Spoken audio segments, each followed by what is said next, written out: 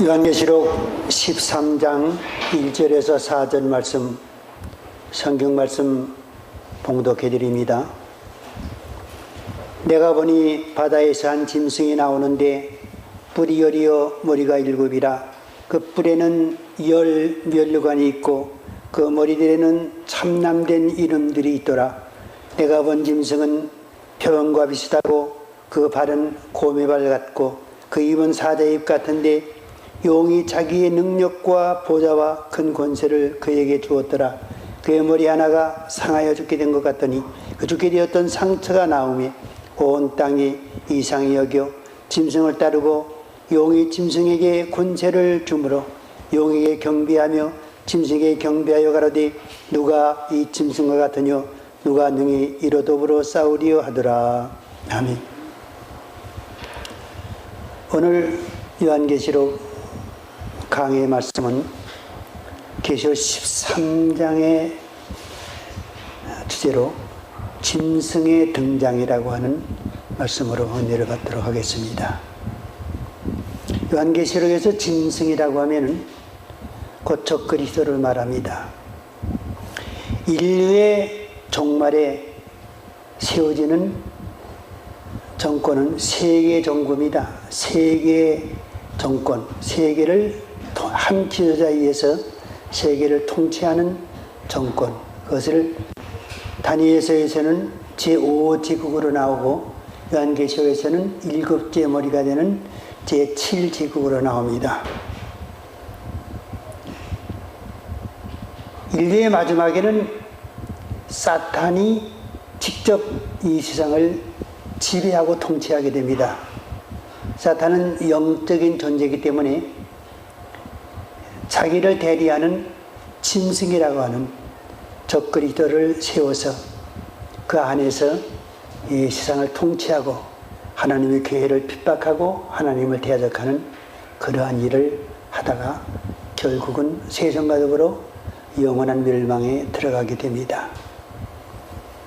그래서 요한계시록 13장 이 짐승은 요한계시록 해석에 있어서 절대적인 요소가 되는 아주 귀중한 말씀이 되는 것입니다. 요한계시록에 마귀의 대리인으로 등장하는 것이 바로 짐승입니다. 그리고 하나님의 대리인으로 등장하는 것이 바로 두 증인인 14만 4천 명입니다. 짐승과 14만 4천 명과의 끊임없는 싸움이 전개되는데 그것이 전 3년 반에는 두 증인의 예언의 역사로 가게 되고 후 3년 반에서 짐승이 세상을 통치하면서 하나님의 교회가 이제 이 빛으로 옮겨지게 되고 또 이 빛으로 옮겨지지 못한 성도들이 그 짐승의 통치 아래에서 고통을 당하는 대환란을 겪게 되는 모습이 요한계시록에 게시되어 있습니다.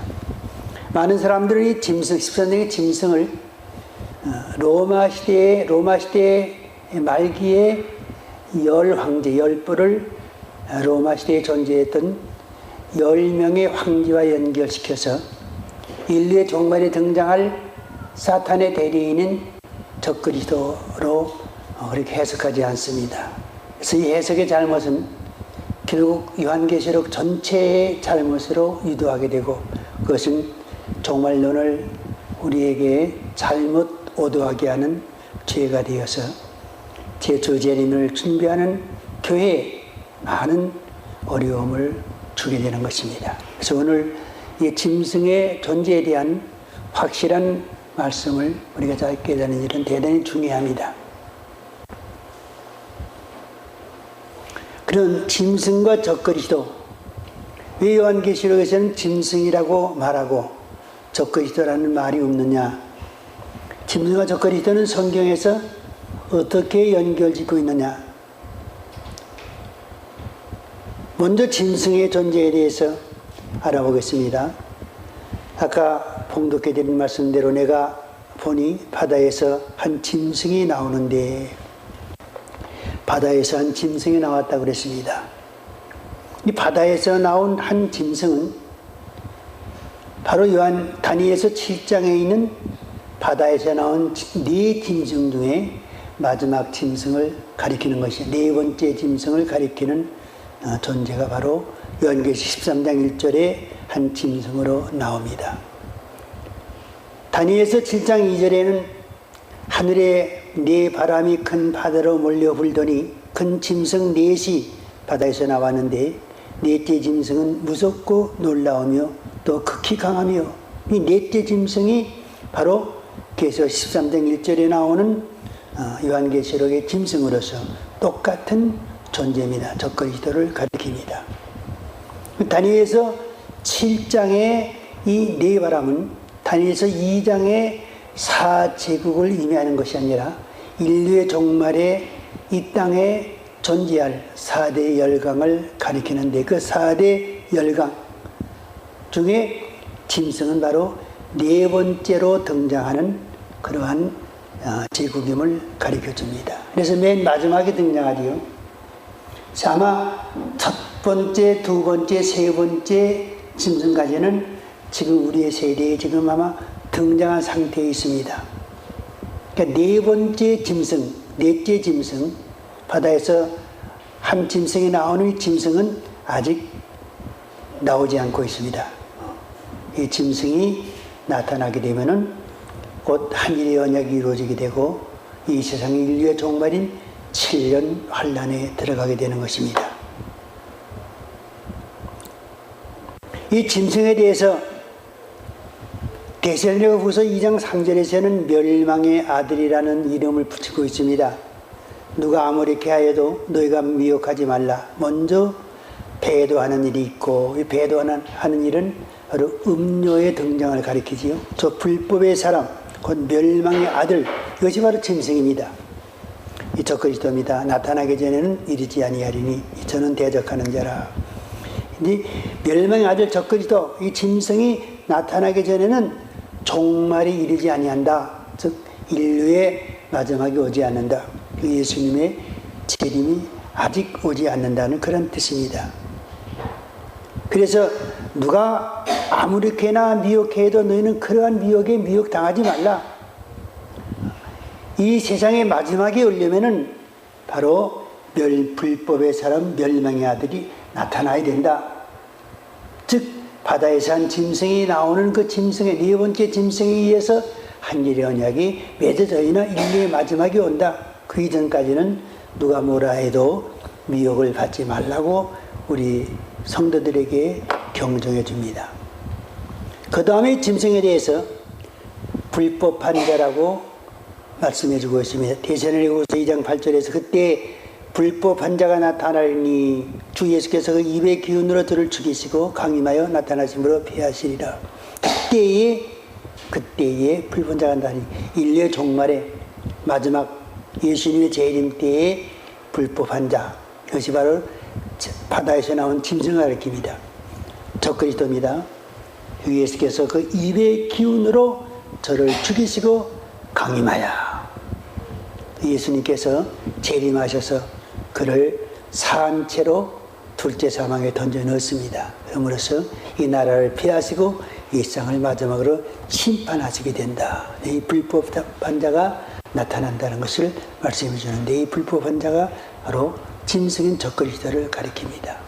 그 다음에 악한 자로 나옵니다. 데살로니가후서 2장 9절에서는 악한 자의 임함은 사탄의 역사를 따라 모든 능력과 표적과 거짓 기적과 불의의 모든 속임으로 멸망하는 자들에게 임하리니 이는 저희가 진리의 사랑을 받지 아니하여. 바로 악한 자의 임함은 사탄의 역사를 따라 사탄의 능력과 표적과 거짓 기적과 불의의 모든 속임으로 임한다.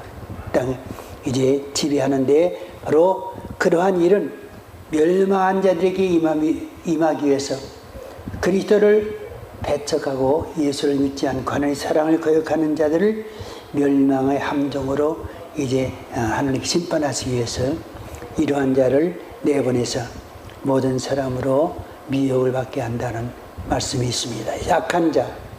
이처럼 이것이 이제 적그리스도로 요한일서에 나오는데 아이들아 이것이 마지막 때라 적그리스도가 이르겠다 함을 너희가 들은 것과 같이 지금도 많은 적그리스도가 일어났으니 이러므로 우리가 마지막 때인 줄 아노라. 여기서 너희도 들은 것 같이 적그리스도가 이르겠다함을 너희가 들었다. 그럼 언제 들었냐? 아까 읽어드린 말씀대로 누가 아무리 개하여도 너희가 미혹받지 말라. 미혹하지 말라. 먼저 배도한 일이 있고 또 불법의 사람과 멸망하리라 하기 전에는 이르지 아니한다고 하는 이 불법의 사람과 멸망아들이 나타난다고 이제 데살로니가후서에서 말씀해 주었지요. 요한일서에서 너희가 들은 것 같이 이러한 편지를 통해서 이제 교회에서 들었습니다. 지금도 많은 적그리스도가 일어났으니 이것은 그 당시에 적그리스도를 예표하는 그런 인물들이 여러 명 등장했다는 사실을 말합니다. 그러나 바로 그러한 많은 적그리스도가 인류의 마지막에 등장하는 불법의 사람, 배도하는 사람이 아닙니다. 그 사람이 하나의 예표 인물로서 등장하는 존재들을 가리킵니다. 그러면 여기 짐승의 전체를 보게 되면은 바다에서 나온다고 그랬죠? 요한계시록 13장 1절에서 바다에서 한 짐승이 나온다고 그랬고, 다니엘서 7장에서도 바다에서 나온다고 그랬습니다. 여기 있는 바다는 세상 전체를 가리키는 말이 아닙니다. 실제적인 바다를 말하는데 바로 아랍권과 유럽을 끌어안고 있는 지중해를 말합니다.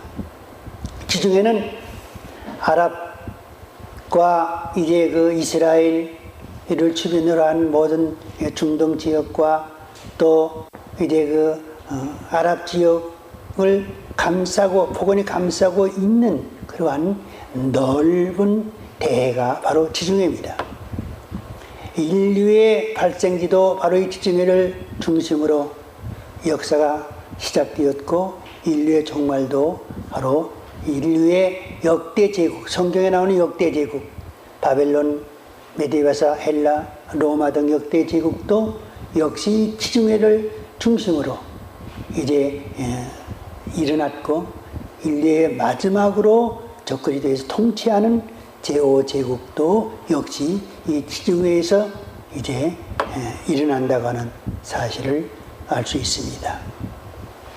이 지중해가 인류 역사의 그 하나의 핵심부로 성경에 등장하고 예언의 중대한 의미를 지닌 그러한 지역으로 나옵니다. 지중해에는 7물이 발생지가 되며 정말 세계 열강의 충돌 지역이 됩니다. 7물이 발생지다. 즉 애굽이라든가 또 아수르라든가 바벨론, 메디베사, 헬라, 로마 등 이 모든 나라들이 이 지중해를 석권했습니다. 지중해를 석권해서 지중해 안에 있는 모든 나라들을 다 정복함으로써 세계적인 제국을 이룬 그러한 시대가 바로 이 4제국까지 로마 시대까지의 시대입니다. 통틀어서 아랍과 중동에 있는 모든 그 유럽과 중동에 있는 모든 그 아랍 국가들은 유럽과 아랍의 두 지역으로 구분되는 것이 아니라 바로 이 5제국, 4제국, 아수르, 바벨론, 메디베사, 헬라, 로마 등 이제 5제국이죠. 그렇게 나가면 로마까지 6제국. 그 위에서 이 지배를 받던 그러한 대제국의 판도가 바로 그 지역입니다. 그래서 인류의 마지막도 역시 바로 그 지역에서 세계를 다스릴 5제국과 또 요한계시록에 나타난 제국으로 말하면 제7제국이 등장하는 것입니다. 지중해는 10뿔의 활동무대며 세계 지배의 중심지가 됩니다. 10뿔이 완전히 지중해를 띈 지중해 연안에 이제 아랍, 유럽 여러 나라의 강력한 열강들이다. 그 열강 중에서 이들이 하나의 제국을 형성해서 제5제국을 만들게 되는 것입니다. 저희들이 육순이 기념으로 지금부터 한 16, 7년 전에, 정확히 16년 전이었나요? 이제 성지순례를 갔을 때 그 애굽에서 이스라엘에 들어가는 길목까지 쭉 관광버스를 타고 지나왔는데, 그 관광버스 버스 길이 바로 지중해를 옆에 끼고, 마치 동해안에 그 도로를 끼고 동해안 그 도로를 가는 것처럼 그러한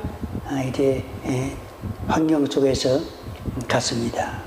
갔을 때 이스라엘 백성들이 40년간 걸어갔던 그러한 행적을 더듬으면서 성경적으로 이렇게 또 맞춰보면서 여러 가지 감회가 깊었습니다만은, 지중해 연안에 있는 어떤 야영 호텔에서 잠도 하루 저녁 지냈고, 또 지중해 주변을 많이 걷기도 하고, 지중해 그 연안에 있는 돌이나 제갈 같은 거 또 우리가 둘이서 부부가 죽기도 하면서, 저는 요한계시록의 그 종말에 이 바다에서 짐승이 나온다, 이 지역이 마지막 5제국이 등장하는 그런 지역이구나, 이렇게 큰 마음의 감격을 받으면서 사진도 이렇게 여러 장 찍었습니다만은,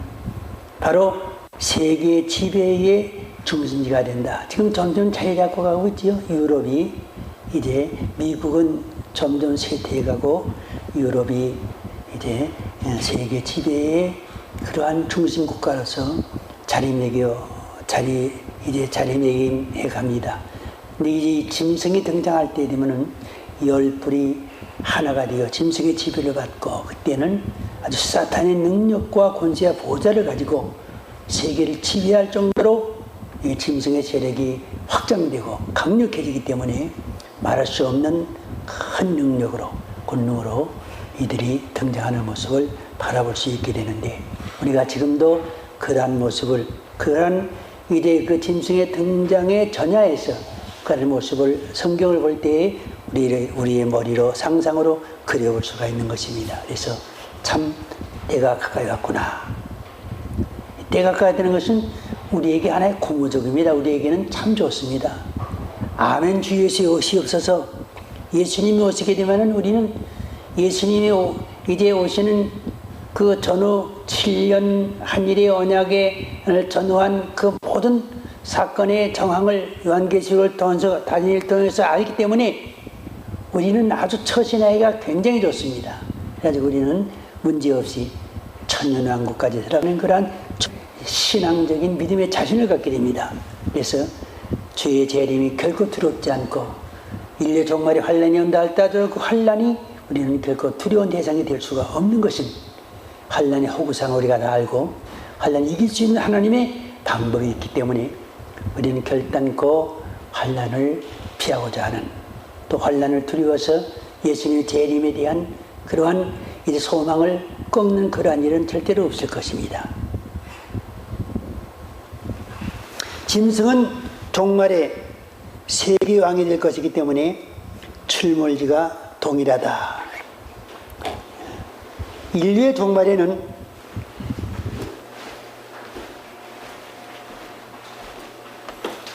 짐승이 세계를 지배하는데, 세계뿐 아니라 세계를 지배하는 그 세계 속에는 유대인도 들어갑니다. 근데 유대인은 세계의 지배와는 좀 다른 그런 각도에서 적그리스도가 유대인들을 지배하게 됩니다. 왜냐하게 되면은 유대인들을 지배하는 일이 있어서 이 짐승은 유대인들의 법을 개정해서 유대인들로 하여금 하나님을 경배하지 못하게 하며 하나님 앞에 예물을 드리지 못하게 함, 제사를 금한다고 그랬습니다. 그래서 말할 수 없는 그런 핍박을 유대인들에게 가하는 것입니다. 또 그 같은 짐승이 온 세계에 짐승이 표를 받게 함으로써 온 세계 인류를 또한 이처럼 핍박하는데 13장에서는 내가 보니 바다에 짐승이 나오는데 뿔이 열이요 머리가 일곱이라 그 뿔에는 열 면류관이 있고 하는 바로 이 짐승. 이 짐승이 인류의 종말에 등장하는 사탄의 대리인인 적그리스도인데 다니엘서에는 이자의 모습이 하늘의 바람이 큰 바다로 몰려불더니 큰 짐승 넷이 바다에서 나왔는데 넷째 짐승은 바로 넷째 짐승이 계시록 13장에는 바로 바다에서 나온 짐승입니다. 무섭고 놀라우며 또 극히 강하며 또 큰 천리가 있어서 먹고 부서뜨리고 하는 바로 다니엘서에는 이제 적그리스도가 예루살렘에 침공을 해서 예루살렘에 사는 유대인들을 핍박하는 그 모습만 보여줍니다. 유대인과 짐승과의 관계, 짐승이 유대인들을 핍박하는 관계, 또 유대인들이 짐승과 싸워서 종말에는 하나님의 나라가 이루어지는 그 관계를 계시해 준 것이 다니엘서입니다. 교회에 말도 없고 세상을 지배한다는 말도 없습니다. 다니엘서에는 짐승이 등장한 넷째 짐승이 다만 예루살렘에 들어와서 예루살렘 유대인들만 공격하고 그들에게만 환난을 주는, 그리고 그때에 그들에 의해서 재림주에 의해서 멸망을 받고 영원 하나님 나라가 이루어지는 모습을 이제 다니엘서에 계시되어 있는데 바로 그 사건이 유대인들에게만 해당되는 것이 아니라 바로 요한계시록 13장의 한 짐승으로서 등장함으로써 교회에도 온 세계에도 이자의 이러한 이제 통치의 모습을 보여주는 것을 우리가 알 수가 있습니다. 그래서 다니엘서 7장에 나오는 짐승의 활동상을 우리가 자세히 할 때에 요한계시록에 등장하는 짐승이 어떤 짐승이며 이 짐승이 인류의 종말에 어떻게 등장을 해서 유대인들은 어떻게 또 이방인들은 하나님의 교회는 어떻게 통치하는가에 대한 종말의 비밀을 우리가 깨달아 알 수가 있게 되는 것입니다. 그래서 이 짐승은 이제 계시록에 나오는 짐승이나 다니엘서에 나오는 짐승이나 같은 인물이기 때문에 이제 이들이 온 세계를 지배하는 왕이 될 것이다. 그래서 바로 출몰지가 똑같다. 요한계시록에 한 짐승으로 나오는 적그리스도나 다니엘서 7장에 바다에서 넷째 짐승으로 나오는 이 짐승은 다 한 존재다. 동일한 존재라는 것을 알게 되는 것입니다. 짐승의 정체를 살펴보겠습니다. 짐승의 생긴 모양은 뿔이 열이요 머리가 일곱이라고 그랬습니다. 열뿔은 여왕의 권세를 말한다고 그랬습니다. 열뿔은 여왕이니 저희가 한 뜻을 가지고 자기의 능력과 권세를 짐승에게 주더라. 열뿔은 여왕이니, 짐승은 열뿔이 짐승인 것이 아니라 열뿔은 짐승에게 달린 것입니다. 짐승에게 따라온 것입니다. 짐승의 존재 속에 열뿔이 존재한다는 뜻입니다.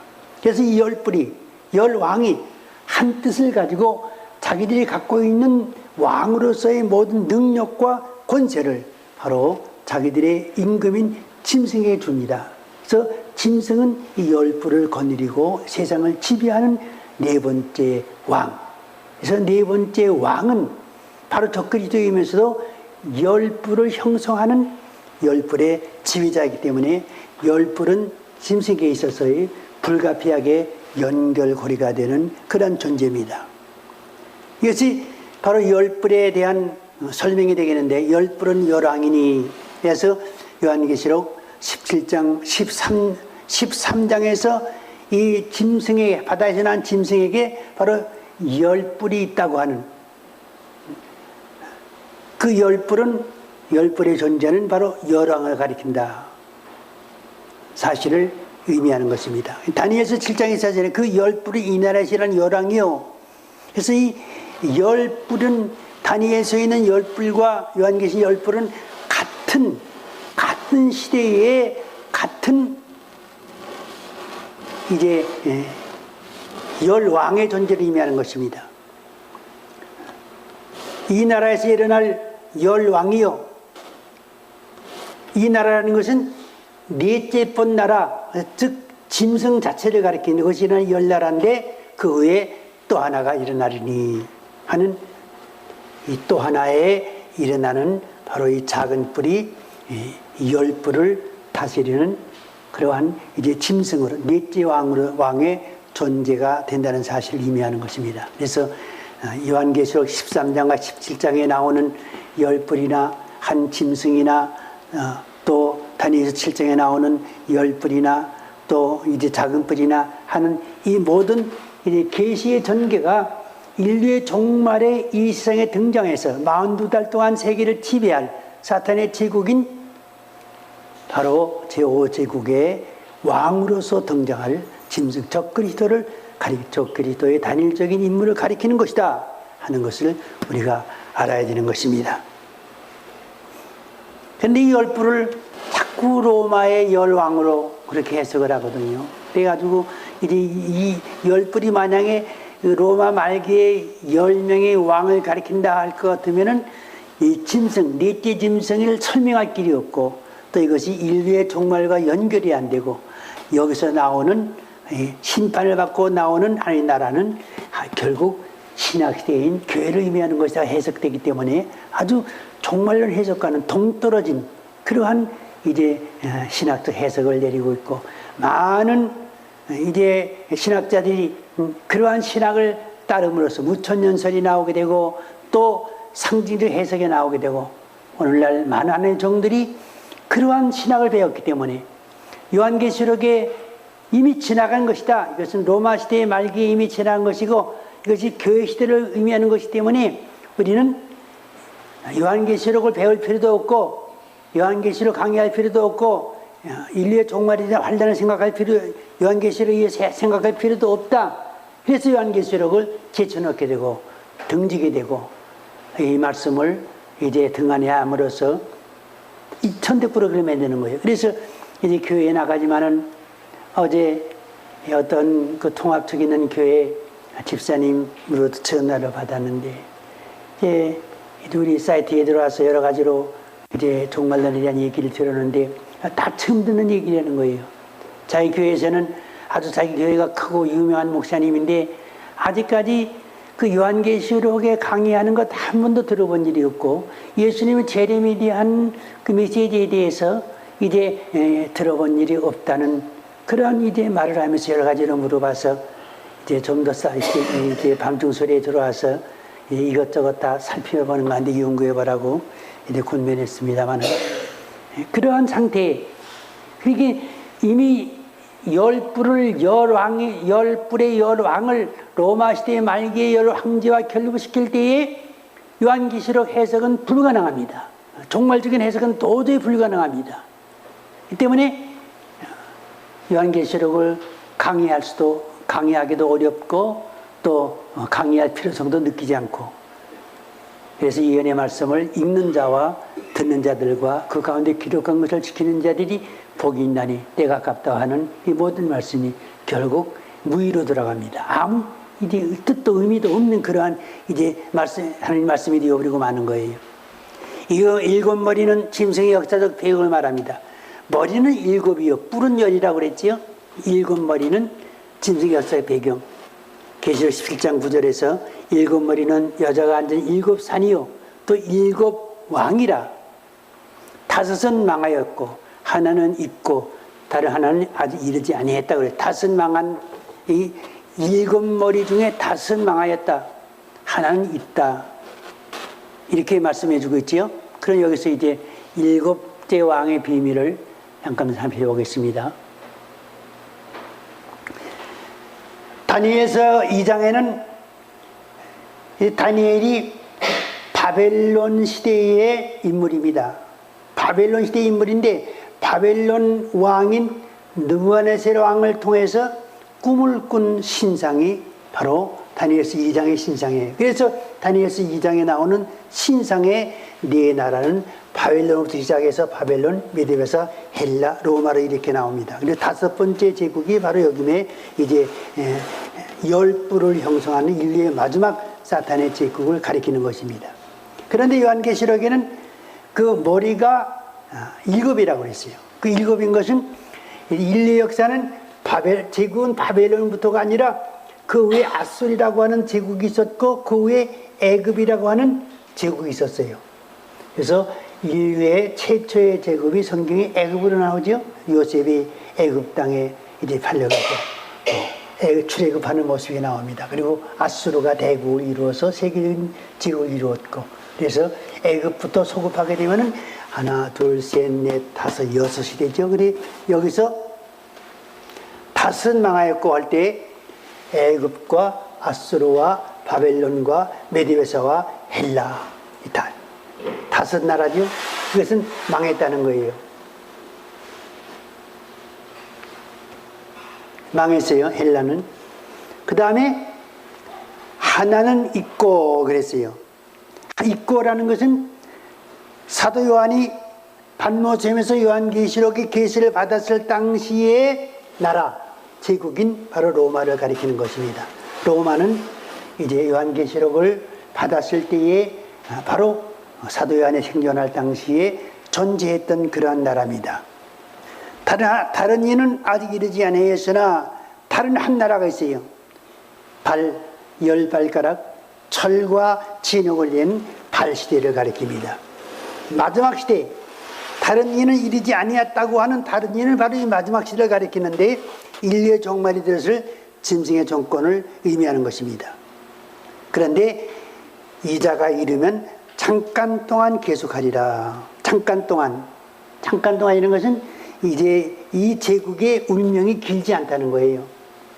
마지막 5번째 제국, 요한계시록에서 일곱 번째 머리의 제국의 운명은 다른 나라처럼 몇백 년을 계속하는 것이 아니라 바로 아주 짧은 잠깐 동안 계속하는 나라.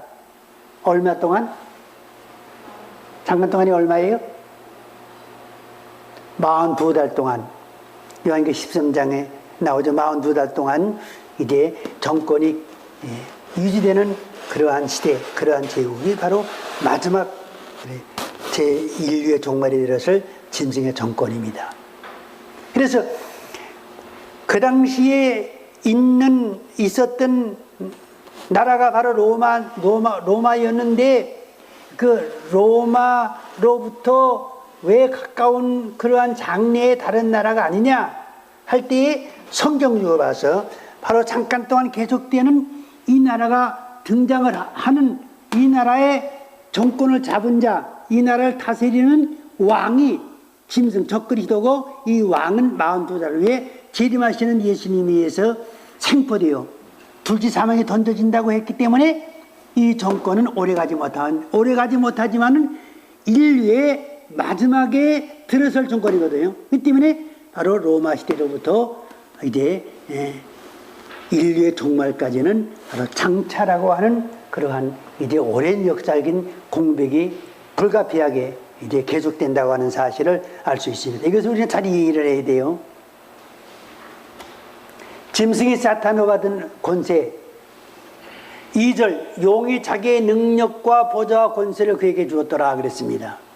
용은 붉은 용으로서 바로 마귀를 가리킵니다. 마귀가 갖고 있는 능력 굉장하지요. 이 보좌는 세상을 다스리는 권세입니다. 그리고 또 권세, 이것을 그에게 주었더라. 짐승에게 주는 것을 말합니다. 이 짐승은 자기의 인간적인 능력으로만 세상을 다스리는 것이 아니라 마귀로부터 받은 마귀의 절대적인 능력과 권세와 보좌를 받았기 때문에 그것으로 세상을 다스리기 때문에 이 짐승을 당할 자가 세상에는 존재할 수가 없는 거예요. 그래서 그는 세상의 왕이 되는 것입니다. 사탄의 능력은 사탄의 능력, 표적, 거짓적, 불의의 모든 속임수 등으로 나타난다고 그랬습니다. 사탄의 보좌는 또 짐승이 큰 말과 참남된 말하는 입을 받고 또 42달 동안 일할 권세를 받으니라. 세상에 흑암의 모든 권세가 마귀의 손에 있기 때문에 마귀가 흑암의 권세를 이 짐승에게, 적그리스도에게 넘겨줌으로써 적그리스도는 마귀를 대신해서 세상을 지배하는 그런 임금이 되는 것입니다.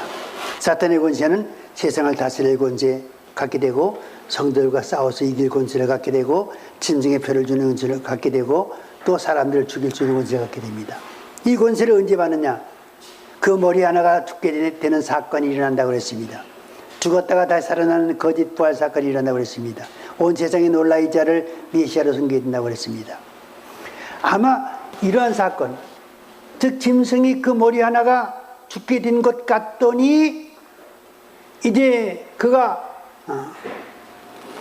다시 살아나는 그러한 기이한 사건이 세상에 일어나게 됩니다. 그러한 사건이 일어나자 세상은 그자의 이러한 사건을 바라보고 이상히 여겨 이 짐승을 따른다고 했습니다. 짐승을 따르는 짐승을 신적인 존재로 경배한다는 뜻입니다. 메시아로 섬깁니다.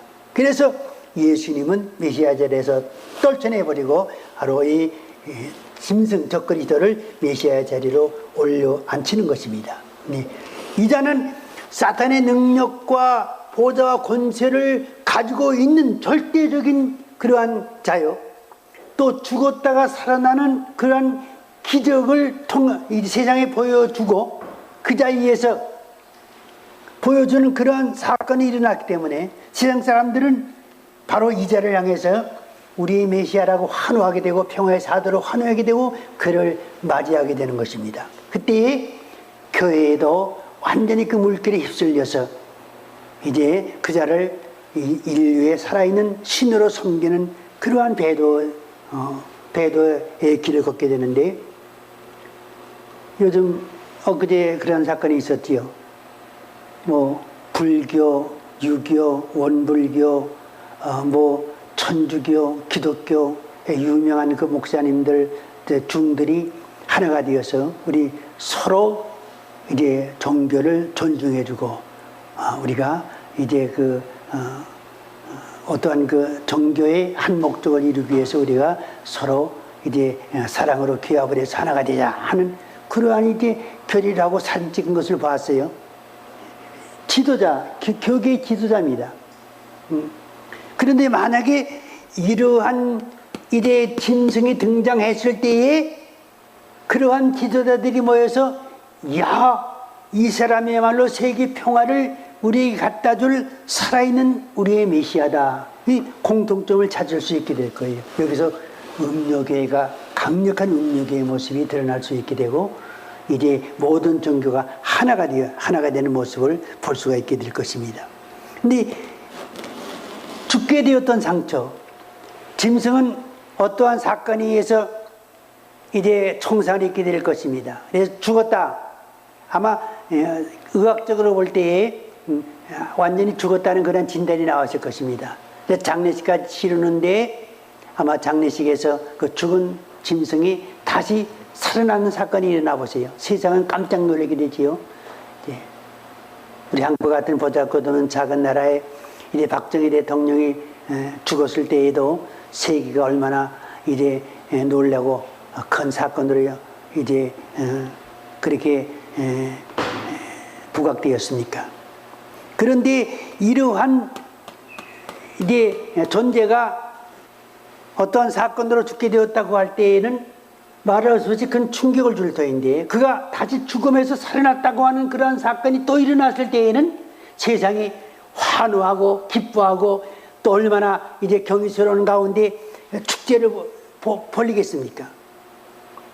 그래서 우리는 이 적그리스도라고 하는 존재를 바로 이 사건을 통해서 명백하게 알게 되는 것입니다. 그런데 우리가 성경에서 좀 미심쩍은 것은 이 사건이 한일의 언약을 이루기 전이냐 이룬 후냐 하는 것에 대해서는 판단을 내리기가 굉장히 어렵습니다. 좀 더 이제 다시 한번 우리가 성경을 깊이 연구하면서 이제 따져보겠지만, 여하튼 후건 전이건 이러한 사건이 꼭 일어난다고 하는 사실과, 제가 생각하기에는 한일의 언약이 이루어지기 전에 이러한 사건이 먼저 일어난 후에 이제 한일의 언약이 성사될 것이라고 그렇게 생각을 합니다. 그런데 그러한 짐승이 등장을 해서 세상을 지배합니다.